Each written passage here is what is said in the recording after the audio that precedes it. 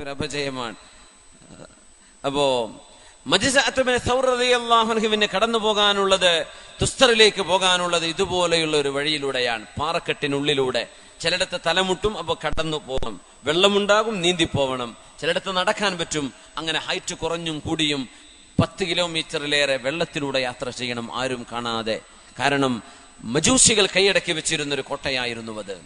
ആ യാത്ര പോകുന്ന മജ്സഅ റളിയല്ലാഹു അൻഹു, മഹാനായ അബൂ മൂസ അശ്അരി തങ്ങൾ പറഞ്ഞു, മജ്സഅ, നിങ്ങളുടെ സഹോദരന്റെ ഘാതകൻ പേർഷ്യക്കാരനായ റുസ്തും അവിടെ ഉണ്ടായിരിക്കും. ഒരിക്കലും റുസ്തുമിനെ കണ്ടാൽ നിങ്ങൾ അമ്പെയ്യരുത്, ആക്രമിക്കരുത്, കണ്ടുവെക്കുക, തിരിച്ചു പോരുക. അങ്ങനെ മഹാനവറുകൾ തിരിച്ചു വന്നു. അബൂ മൂസ അശ്അരി തങ്ങൾ പറഞ്ഞു, മജ്സഅ, നമ്മൾ ഒന്നാകെ 300ഓളം ആളുകൾ, നീന്താൻ അറിയുന്ന 300 ആളുകൾ വേണം. നീന്തമറിയുന്ന 300 ആളുകൾ, നീന്താൻ അറിയുന്ന 300 ആളുകൾ. സ്വഹാബികളെ ഷോർട്ട് ലിസ്റ്റ് ചെയ്യാൻ 300 സ്വഹാബികൾ വന്നു, നീന്താൻ അറിയുന്നവർ. ചിലർക്ക് ശരിക്കറിയും, ചിലർക്ക് അത്ര അറിയില്ല. പക്ഷേ 300 പേരടങ്ങുന്ന സൈന്യം തുസ്തറിലേക്ക് കടന്നു പോവുകയാണ്. പോകുമ്പോൾ പറഞ്ഞു, നമ്മൾ വെള്ളത്തിൽ നിന്ന് കയറി കരയിലേക്ക് എത്തിക്കഴിഞ്ഞാൽ, എപ്പോഴാണോ അല്ലാഹു അക്ബർ എന്ന വാക്ക് കേൾക്കുന്നത്, ഉടനെ നമ്മൾ സൈന്യമായി മുന്നേറുകയാണ്. അങ്ങനെയായിരിക്കും നമ്മുടെ യുദ്ധതന്ത്രം. അതുകൊണ്ട് തക്ബീർ കേട്ടുകഴിഞ്ഞാൽ നമ്മൾ മുന്നേറണം, അതാണ് നമ്മുടെ ലക്ഷ്യം എന്ന് പറഞ്ഞു. അങ്ങനെ 300 പേർ ആ ഗുഹയിലൂടെ യാത്ര ചെയ്തു. ഇതൊക്കെ ചരിത്രത്തിൽ അപൂർവം നടന്ന സംഭവങ്ങളാണ്. 300 പേർ യാത്ര ചെയ്തു എന്ന് മാത്രമല്ല, അക്കരെ എത്തിയപ്പോഴേക്കും അബൂ മൂസ അശ്അരി റളിയല്ലാഹു അൻഹു ഉണ്ട്, നീന്തമറിയുന്ന സ്വഹാബിയാണ്. അവരൊക്കെ നീന്തി അക്കരെ എത്തി നോക്കുമ്പോൾ 300-ൽ 220 ആളുകൾ മുങ്ങി മരിച്ചിട്ടുണ്ട്. 220 സ്വഹാബിമാർ ആ ടണലിനുള്ളിൽ മുങ്ങി മരിക്കുകയാണ് ഉണ്ടായത്. ജീവനോടെ ബാക്കി കിട്ടിയത് വെറും 80 ആളുകൾ മാത്രം. ആ 80 ആളുകളെയും കൊണ്ടാണ് മഹാനായ അബൂ മൂസ അശ്അരി റളിയല്ലാഹു തആല അൻഹു തുസ്തർ ഗ്രാമത്തിലേക്കുള്ള അവരുടെ മുന്നേറ്റം നടത്തിയത്. അങ്ങനെയാണ് തുസ്തർ പട്ടണം ഇസ്ലാമിന് കീഴടങ്ങുന്നത്. അവിടെ നിന്നാണ് മഹാനായ സഹ്ൽ ഇബ്നു അബ്ദുല്ലാഹി തുസ്തരി റളിയല്ലാഹു അൻഹുവിനെ പോലെയുള്ള മഹത്തുക്കളൊക്കെ കടന്നു വന്നത് ആ പട്ടണത്തിൽ നിന്നാണ്. നമ്മൾ ഓർത്തുപോവുകയാണ്, അള്ളാഹുവിന്റെ ദീനിന് വേണ്ടി നമ്മൾ എന്താ ചെയ്യുന്നത്, നമ്മൾ എന്ത് ത്യാഗം ചെയ്യുന്നു. നമ്മളിപ്പോ ഈ എയർ കണ്ടീഷൻ ചെയ്ത ഒരു റൂമിൽ നമ്മൾ ഇരിക്കുകയാണ്. എന്നാൽ തന്നെ നമുക്ക് നേരം വൈകി വേറെ എന്തെങ്കിലും കാര്യങ്ങൾക്ക് ഞാൻ പോകേണ്ടതുണ്ടോ, എനിക്ക് ഈ സമയം മറ്റെന്തെങ്കിലും ചെലവഴിച്ചുകൂടെ എന്നൊക്കെയുള്ള ചിന്തകൾ നമ്മുടെ മനസ്സിലേക്ക് കടന്നു വരികയായി. നമുക്ക് അത്രയും ഒരു ക്ഷമ ഒരു നല്ല കാര്യത്തിന് വേണ്ടി കൊടുക്കാൻ എത്രത്തോളം ആളുകൾക്ക് സാധിക്കുന്നുണ്ട് എന്ന് ഈ റമദാനിന്റെ പകലിൽ നമ്മൾ ആലോചിക്കുകയാണ്. അള്ളാഹുവിനോട് ചോദിക്കണം, ഇസ്തിഖാമത്തിന് ചോദിക്കണം. അതുകൊണ്ടാണ് നബി തങ്ങൾ ദുആ ഇറക്കാൻ വേണ്ടി പറഞ്ഞത്, അല്ലാഹുവേ, അല്ലാഹുമ്മ ഇന്നി അസ്അലുക അസ്സബാത ഫിൽ അംർ വൽ അസീമത ഫിർ റുഷ്ദ്. അങ്ങനെ ദുആ ഇറക്കാൻ പറഞ്ഞു നബി തങ്ങൾ. അല്ലാഹുവേ, ഏത് കാര്യത്തിലും അടിയുറച്ചു നിൽക്കാനുള്ള ഭാഗ്യം നൽകണം. റമദാനിൽ നന്നായി, റമദാൻ കഴിഞ്ഞാൽ വഴിതെറ്റിപ്പോവരുത്. റമദാനിൽ മദ്യപാനം ഉപേക്ഷിച്ചു, റമദാൻ കഴിഞ്ഞാൽ ആ തിന്മയിലേക്ക് പോവരുത്. റമദാനിൽ ഒരുപാട് നന്മകൾ ഉണ്ടായി, നിസ്കരിച്ചു, റമദാൻ കഴിഞ്ഞാൽ അത് ഒഴിവാക്കുന്ന അവസ്ഥ വരരുത്. അതിന് അല്ലാഹുവിനോട് ദുആ ഇറക്കണം. എന്താ ദുആ? അല്ലാഹുമ്മ ഇന്നി അസ്അലുക അസ്സബാത ഫിൽ അംർ വൽ അസീമത ഫിർ റുഷ്ദ്. അല്ലാഹുവേ, ഒരു വിഷയത്തിൽ അടിയുറച്ചു നിൽക്കാനുള്ള ഭാഗ്യം എനിക്ക് നൽകണമേ. വൽ അസീമത ഫിർ റുഷ്ദ്. അല്ലാഹുവേ, മനക്കരുത്ത് വേണം റബ്ബേ. അതുപോലെ തന്നെ അടിയുറച്ചു നിൽക്കാനുള്ള ഭാഗ്യവും വേണം. ഇത് ദുആ ഇറക്കണം എന്നാണ്. എല്ലാവരും കൂടെ ഒന്ന് ദുആ ഇറന്ന് നോക്കൂ. അല്ലാഹുമ്മ ഇന്നി അസ്അലുക അസ്സബാത ഫിൽ അംരി വൽ അസീമത ഫിർ റുഷ്ദ്. കഴിഞ്ഞു, അത്രേ ഉള്ളൂ. അല്ലാഹുമ്മ ഇന്നി അസ്അലുക അസ്സബാത ഫിൽ അംരി വൽ അസീമത ഫിർ റുഷ്ദ്. ഇത് ഇപ്പൊ ഇവിടെ നിന്ന് പഠിച്ചവരൊന്ന് കൈപൊക്കിയാട്ടെ, പറയാൻ പറ്റുന്നവര്. ഒരു സമ്മാനം ഞാൻ തരും. ഉസ്താദ്മാരും മുലരുട്ടുള്ളൊന്ന് കൈപൊക്കിയ കൂട്ടേ. അല്ലാത്തവര് ആരെങ്കിലും ഉസ്താദ്മാരുടെ കൈ പൊക്കലുണ്ട്, അവർക്കൊന്നും സമ്മാനം കിട്ടൂല. വേണേ പറയാ, വേറെ ആരെങ്കിലും പറഞ്ഞാൽ സമ്മാനം ഉറപ്പാണ്. ഇൻസ്റ്റന്റ് സമ്മാനാണ്, ഇവിടെ തന്നെ കിട്ടും. ഇപ്പൊ തന്നെ ഒരു മുച്ചാലിം ഉണ്ട്, കൊടുക്കല്ലേ? പഠിക്കുന്ന കുട്ടിയല്ലേ? അപ്പൊ പറഞ്ഞോളൂ.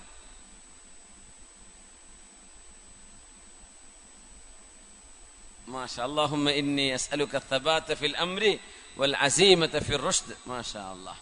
അപ്പൊ എന്തായാലും ഒരു സമ്മാനം കൊടുക്കുന്ന നിർബന്ധമാണ്. അൽഹംദുലില്ലാഹ്. അപ്പോ സാധാരണ എല്ലാവർക്കും പഠിക്കാൻ പറ്റത് ബിസ്മില്ലാഹിർ റഹ്മാനിർ റഹീം. ഉഷാറായിട്ട് പഠിക്കുക. ജസാക്കല്ലാഹു ഖൈർ. അല്ലാഹുമ്മ ഇന്നി അസ്അലുക സബാത ഫിൽ അംർ വൽ അസീമത ഫിർ റുഷ്ദ്. അല്ലാഹുവിനോട് ചോദിക്കണമെന്ന, അല്ലാഹുവേ നന്മയിൽ ഉറച്ചു നിൽക്കാനും ഏതൊരു വിഷയത്തിലും മനക്കരുത്തുണ്ടാവാനും നിന്റെ സഹായം എനിക്ക് വേണം തമ്പുരാനെ. അല്ലാഹു നമുക്കത് നൽകി അനുഗ്രഹിക്കട്ടെ. ആമീൻ യാ റബ്ബൽ ആലമീൻ. അല്ലാഹുവിന് വേണ്ടി ത്യാഗം ചെയ്യുന്ന ഒരു മനസ്സ്, അല്ലാഹുവിന് വേണ്ടി ജീവിക്കുന്ന ഒരു മനസ്സ്, ഇതാണ് നമുക്ക് ഈ റമദാനിലൂടെ നമുക്ക് കിട്ടേണ്ടത്. അങ്ങനെയാണ് ജുലൈബീബ് റളിയല്ലാഹു അൻഹു അല്ലാഹുവിന്റെ റസൂലിന്റെ സ്വഹാബിമാരിൽ കാണാൻ ഭംഗിയില്ലാതിരുന്ന ഒരു സ്വഹാബിയാണ്. മുഖത്തൊക്കെ ഒരുപാട് കലകളും പാടും മുഴകളൊക്കെ ഉണ്ടായിരുന്ന ഒരു സ്വഹാബിയാണ് ജുലൈബീബ് റളിയല്ലാഹു അൻഹു. അങ്ങനെ ഇരിക്കുമ്പോഴാണ് നബിതങ്ങളുടെ ജീവിതം വലിയ അത്ഭുതമാണ്. തങ്ങൾ വളരെ കാഷ്വൽ ടോക്ക്, അവിടുത്തെ സ്വഹാബികളുമായി അനുചരന്മാരുമായി ഇൻഫോർമൽ ടോക്കുകൾ ഉണ്ടാവും. അപ്പൊ നബി തങ്ങൾ ചോദിക്കുകയാണ്, ജുലൈബീബ് എന്താ വിശേഷം? കുഴപ്പമൊന്നുമില്ല നബിയെ. കല്യാണം കഴിച്ചിട്ടുണ്ടോ? ഞാനോ? എനിക്കാരാ നബിയെ കല്യാണം കഴിച്ചു തരാ? എന്റെ കോലോ എന്റെ രൂപ കണ്ടില്ലേ നബി, എനിക്ക് ആരെങ്കിലും കല്യാണം കഴിച്ചു തരുമോ? എന്നോട് കല്യാണം കഴിച്ചതെന്ന് ചോദിക്കേ. അന്ന് അങ്ങനെ വലിയ അത്ഭുതമാണ്. കാരണം വിവാഹം ചെയ്യുന്നത് തന്നെ അന്ന് ഒരു ആർഭാടത്തിന്റെ ഭാഗമായിട്ട് കണക്കാക്കപ്പെടാറുണ്ട്. കാരണം മഹർ കൊടുക്കാൻ കഴിയുന്ന ആളാണ് അവിടെ വിവാഹം ചെയ്യുക.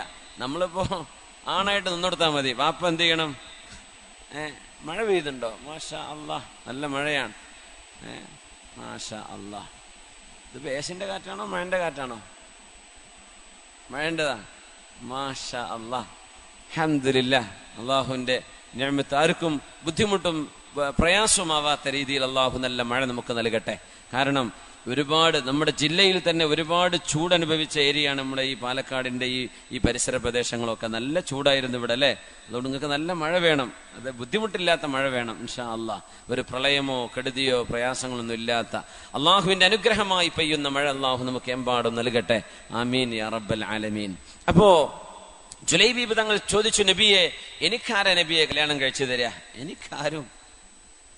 വന്ന് മഹർ കൊടുത്തിട്ടാ കല്യാണം കഴിക്കുക. അപ്പൊ മഹർ കൊടുക്കാനുള്ള കഴിവുണ്ടാകുമ്പോഴാണ് വിവാഹിതനാവാൻ പറ്റുള്ളൂ. അതുകൊണ്ട് തന്നെ ജീവിതത്തിന്റെ വലിയൊരു ലക്ഷ്യം തന്നെ പല ആളുകൾക്കും പെട്ടെന്ന് കല്യാണം കഴിക്കണം, അതിന് വേഗം മഹർ സമ്പാദിക്കണം. അതുകൊണ്ട് അടിച്ചു പൊളിക്കാതെ എന്ത് ചെയ്യുക, കിട്ടുന്ന കാശ് ഒരുമിച്ച് കൂട്ടി മഹർ കൊടുക്കാനായി കഴിഞ്ഞാൽ ഒരു ജീവിത സഹധർമ്മിണിയെ സ്വീകരിക്കണം എന്ന് ലക്ഷ്യമാണ്. അങ്ങനെയാണ് അബ്ദുറഹ്മാൻ ഇബ്നു ഔഫ് റളിയല്ലാഹു അൻഹു മദീനയിലേക്ക് വന്നപ്പോ ഒരു ജാഫറാനിന്റെ ഒരു അത്തറിന്റെ അടയാളം, മഞ്ഞ നിറം ഡ്രസ്സിൽ കണ്ടത്. അന്നത്തെ അത്തറിന് അങ്ങനെ ഒരു നിറം വരും തേച്ചു കഴിഞ്ഞാൽ. അത്തർ അത് കല്യാണം കഴിക്കുന്ന പുതിയാപ്പിളമാരൊക്കെയാണ് അത് ഉപയോഗിക്കുക. നല്ല ഒരു ജാഫറാനിന്റെ ഒരു മസ്കിന്റെയും കസ്തൂരിയുടെയും സുഗന്ധമുള്ള ഒരു മഞ്ഞ നിറത്തിലുള്ള സുഗന്ധമുണ്ട്. അപ്പൊ തങ്ങള് അബ്ദുറഹ്മാൻ ഇബ്നു ഔഫ് എന്നവരെ കണ്ടപ്പോ ചോദിച്ചു, അബ്ദുറഹ്മാൻ ഇബ്നു ഔഫ്, സുഗന്ധമുണ്ടല്ലോ വസ്ത്രത്തിൽ, കല്യാണം കഴിച്ചോ എന്ന് ചോദിച്ചു. ആ നബിയെ, ഇന്നലെ ഞാൻ കല്യാണം കഴിച്ചു എന്ന് പറഞ്ഞു സല്ലല്ലാഹു അലൈഹി വസല്ലം. തങ്ങൾ നോക്കണം, വളരെ സിമ്പിളാണ്. മദീന എന്ന് പറയുന്നത് ചെറിയ രാജ്യമാണ്, വളരെ ചെറിയ പ്രദേശമാണ്, വളരെ ചെറുത്, ചെറിയൊരു മഹല്ല് പോലെയാണ്. ഇപ്പോഴാണത് വലുതായത്, അന്ന് അങ്ങനെയല്ല. ഇന്നിപ്പോ ഉസ്മാൻ ഇബ്നു അഫ്ഫാൻ റളിയല്ലാഹു അൻഹുവിന്റെ ഖബർ ജന്നത്തുൽ ബഖയിൽ പോയവർക്ക് കാണാൻ പറ്റും. ജന്നത്തുൽ ബഖയിൽ പകുതിയോളം കഴിഞ്ഞതിന്റെ ശേഷം ഉസ്മാൻ തങ്ങളുടെ ഖബർ. ഉസ്മാൻ തങ്ങളുടെ വഫാത്ത് നടക്കുന്ന സമയത്ത് അന്നത്തെ ഘാതകർ, ഉസ്മാൻ തങ്ങളെ വധിച്ച ദുഷ്ടന്മാരായ അന്നത്തെ രാഷ്ട്രീയക്കാർ, അവര് ബഹുമാനപ്പെട്ടവരുടെ ഖബർ ജന്നത്തുൽ ബഖയിൽ മറവ് ചെയ്യാൻ വിട്ടിട്ടില്ല. അങ്ങനെ മദീനയുടെ പുറത്താണ് മറവ് ചെയ്തതെന്ന്. ഈ മദീനയുടെ പുറത്ത് എന്ന് പറഞ്ഞത് ഇന്ന് ജന്നത്തുൽ ബഖയിന്റെ ഭാഗമാണ്, പക്ഷെ അന്നത് മദീനയുടെ പുറം ഭാഗമാണ്. നോക്കണം, അപ്പൊ അത്രയും ചെറിയ പ്രദേശമാണ്. ഇന്നത് മദീനയാണ്, പക്ഷെ മറവ് ചെയ്തത് അന്നത്തെ കണക്ക് പ്രകാരം മദീനയുടെ പുറത്താണ്, കാടൻ പ്രദേശത്തായിരുന്നു. കാരണം മറവ് ചെയ്യാൻ വിട്ടിട്ടില്ലായിരുന്നു അന്നത്തെ രാഷ്ട്രീയ വൈരാഗ്യം തീർക്കാൻ വന്ന ആളുകൾ, അവരെ വധിച്ചിരുന്ന ആളുകൾ. ഷഹീദാണ് മഹാനായ ഉസ്മാൻ ഇബ്നു അഫ്ഫാൻ റളിയല്ലാഹു അൻഹു. അപ്പോ അങ്ങനത്തെ ഒരു മദീനയിൽ തന്റെ കൂട്ടുകാരൻ കല്യാണം കഴിച്ച് നബി തങ്ങൾ അറിയുന്നത് എപ്പോഴാ? ഡ്രസ്സിൽ ഈ കസ്തൂരിയുടെ ഇത്. അപ്പൊ നബി തങ്ങൾ അത്ഭുതപ്പെട്ടുകൊണ്ട് ചോദിച്ചു, അബ്ദുറഹ്മാൻ ഇബ്നു ഔഫ് ഇത്ര പെട്ടെന്നോന്ന് ചോദിച്ചു. കാരണം 4 ദിർഹമ കയ്യിലുണ്ടായിരുന്നത് മദീനയിലേക്ക് വന്നപ്പോ. 4 ദിർഹം. തങ്ങൾ പറഞ്ഞു, എല്ലാരും കച്ചവടം തുടങ്ങണമെന്ന് പറഞ്ഞു സല്ലല്ലാഹു അലൈഹി വസല്ലം. അലൈക്കും ബിസ്സൂഖ് ലാ തദഉഹാ ലിൽ യഹൂദ്. നിങ്ങൾ കച്ചവടം ചെയ്യണമേ, കച്ചവടം ചെയ്യണം. മാർക്കറ്റ് ജൂതന്മാർക്ക് മാത്രമായി വിട്ടുകൊടുക്കരുത്, നിങ്ങളും കച്ചവടം ചെയ്യണമെന്ന് റസൂലുള്ളാഹി സ്വല്ലല്ലാഹു അലൈഹി വസല്ലം. അപ്പോഴേ അബ്ദുറഹ്മാൻ ഇബ്നു ഔഫ് തങ്ങൾ വന്ന് പറഞ്ഞത്, നബിയെ 4 ദിർഹം കൊണ്ട് എന്ത് ബിസിനസ് തുടങ്ങാനാ നബിയെ? എന്തെങ്കിലും കിട്ടുമോ 4 ദിർഹം കൊണ്ട് എന്ന് ചോദിച്ചു. അബ്ദുറഹ്മാൻ ഇബ്നു ഔഫ് നിങ്ങളുടെ കൈ ഒന്ന് നീട്ടിയാട്ടെ എന്ന് പറഞ്ഞു. കൈ നീട്ടി കൊടുത്തു. ആ പരിശുദ്ധമായ കൈ നബി തങ്ങൾ അബ്ദുറഹ്മാൻ ഇബ്നു ഔഫ് തങ്ങളുടെ കയ്യിൽ വെച്ചുകൊണ്ട് പറഞ്ഞു, അല്ലാഹുമ്മ ബാരിക് ലി അബ്ദുറഹ്മാൻ ഇബ്നു ഔഫിൻ ഫീ സഫഖതി യദി. അല്ലാഹുവേ, അബ്ദുറഹ്മാൻ ഇബ്നു ഔഫ് ചെയ്യുന്ന കച്ചവടത്തിൽ നീ ബറക്കത്ത് കൊടുക്കണം തമ്പുരാനെ. നബി തങ്ങൾ ചെയ്ത ദുആയാണ്. കച്ചവടങ്ങൾ പൊടിപിടിക്കാൻ തുടങ്ങിയതാണ്. അബ്ദുറഹ്മാൻ ഔഫ് തങ്ങൾ പറയാ, ഞാൻ ചില പാറക്കല്ല് വരെ ഉരുട്ടി നോക്കുമ്പോൾ അതിന്റെ അടിയിൽ സ്വർണം കാണുമോ എന്ന് ഞാൻ പ്രതീക്ഷിക്കുമായിരുന്നു. അത്രക്ക് ചിലർക്ക് അങ്ങനെ ഉണ്ട്. ഏത് കച്ചവടം തുടങ്ങിയാലും മെച്ചം തന്നെ, എന്ത് തുടങ്ങിയാലും ലാഭം. ചിലര് എന്ത് തുടങ്ങിയാലും നഷ്ടം. അങ്ങനെ ഉണ്ടാവും അല്ലെ? ഓരോ നടന്ന് നഷ്ടപ്പെട്ടു, ഇവിടെ നിന്ന് തുടങ്ങി അത് നഷ്ടപ്പെട്ടു. ചിലര് വെക്കുന്നത് മുന്നോട്ട്. അള്ളാഹു കൊടുക്കുന്ന ഓരോ അള്ളാഹുവിന്റെ പരീക്ഷണമാണ്. എല്ലാം പരീക്ഷണമാണ്. സമ്പത്ത് നൽകുന്നത് പരീക്ഷണമാണ്, സമ്പത്ത് നൽകാതിരിക്കുന്നതും പരീക്ഷണമാണ്. നമ്മൾ എങ്ങനെ ബിഹേവ് ചെയ്യുന്നു, ഇതാണ് അള്ളാഹു നോക്കുന്നത്. അള്ളാഹു നമുക്ക് ജീവിതത്തിൽ ദാരിദ്ര്യമില്ലാതെ അള്ളാഹു ഹലാല് കൊണ്ട് ഐശ്വര്യം നൽകട്ടെ. ആമീൻ യാ റബ്ബൽ ആലമീൻ. അപ്പോ ജുലൈബീബ് റളിയല്ലാഹു അൻഹുവിന്റെ വിഷയത്തിൽ നബിയെ മഹർ കൊടുക്കാനുമില്ല, പിന്നെ കാണാനൊരു ഭംഗിയോ ഗ്ലാമറോ ഒന്നും ഇല്ലല്ലോ നബി, എനിക്കൊക്കെ എവിടുന്ന കല്യാണം, ആരാ എനിക്ക് കല്യാണം കഴിച്ചു തരാൻ? ആ ഇടയാണ് മദീനയിലെ ഒരു പെൺകുട്ടി വിധവയായി എന്നറിയുന്നത് റസൂലുള്ളാഹി തങ്ങൾ. അവരുടെ ഭർത്താവ് ഒരു യുദ്ധത്തിൽ പോയി ഷഹീദായ സ്വഹാബിയാണ്. മദീനക്കാരിയായ ആ പെൺകുട്ടി അള്ളാഹുവിനെയും അവന്റെ റസൂലിനെയും ഇഷ്ടപ്പെടുന്ന മോള്, അള്ളാഹുവിന് വേണ്ടി ജീവിക്കുന്ന മോളാണ് അവരെ. നബി തങ്ങൾ പറഞ്ഞു, ജുലൈബീബേ, നിങ്ങൾക്ക് ഞാനൊരു വിവാഹം കഴിച്ചു തരാം. എനിക്കോ നബിയെ? അതേ ജുലൈബീബ്, നിങ്ങൾക്ക്. ഒരു അനുയായിയുടെ വിഷമം തീർത്തു കൊടുക്കുക, അതാണ് നേതാവിന്റെ ഏറ്റവും വലിയ ഗുണം, മേന്മ. അങ്ങനെയാണ് സ്വന്തം അനുയായികളുടെ കൂടെ നിൽക്കുക. ജുലൈബീബ്, വിവാഹം ഒരു വിഷയമാണല്ലേ, ഞാൻ നിങ്ങൾക്കൊരു പുതിയ പെണ്ണിനെ ഞാൻ കണ്ടുപിടിച്ചിട്ടുണ്ട്, ഇന്നാലിന്റെ വീട്ടിലേക്ക് പോയിക്കോ, അള്ളാഹുവിന്റെ റസൂല് നിങ്ങളുടെ മോളെ ജുലൈബീബിന് കെട്ടിച്ചു കൊടുക്കണമെന്ന് പറയുന്നു എന്ന് അവിടെ പോയിട്ട് പറ എന്ന് പറഞ്ഞു നബി തങ്ങൾ സല്ലല്ലാഹു അലൈഹി വസല്ലം.